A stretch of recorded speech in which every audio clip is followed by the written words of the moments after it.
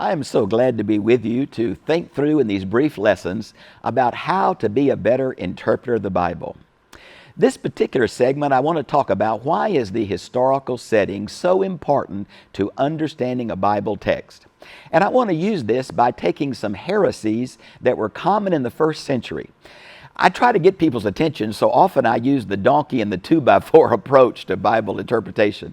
And it's this: if you do not know what Gnosticism is, or what Judaizers are, you cannot properly interpret several books of the New Testament. Now that's shocking to people because they said, well, I prayed and I picked up the Bible and I read this text. My friend, if you do not know that the Bible is half of a conversation, we're trying to understand a full conversation by just a reaction to what's happening. Now, Gnosticism is, well, matter of fact, recently a movie, the Da Vinci Code, came out. I can't tell you how many people called me and said, Bob, what is this? What does this mean?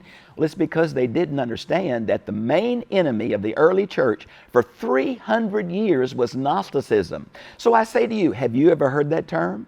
Do you know what it means? You cannot understand Ephesians, Colossians, and 1 John if you don't know what a Gnostic is. You cannot understand the book of Galatians if you don't know what a Judaizer is. And so you say to me, well, Bob, how do I know the historical setting when I live thousands of years later? There are sets of books that help us get back to what the man on the street would have understood hearing this message. We call them introductions to the New Testament or introductions to the Old Testament. It is so important that if you have a study Bible, and if you're a serious student of the Bible, you need a study Bible, that you look briefly at the introduction to each book before you try to interpret any part of that book.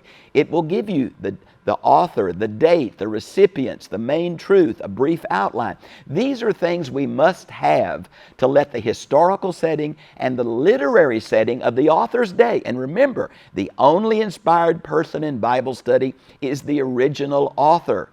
It can't mean what it never meant. I've got to put myself into the place of the first hearers. How do I do that? I'm removed by language. I'm removed by culture. I'm removed by hundreds of years. I've got to have some help. And that's just where these brief books on introduction to the Bible will help you find the historical setting. And once you know why that author wrote and who that author wrote to and when they wrote, the Bible is going to open up like a wonderful flower to you. And that's what we want, for God's will to inform your life so you can live pleasing to Him. God bless you. Have a great day.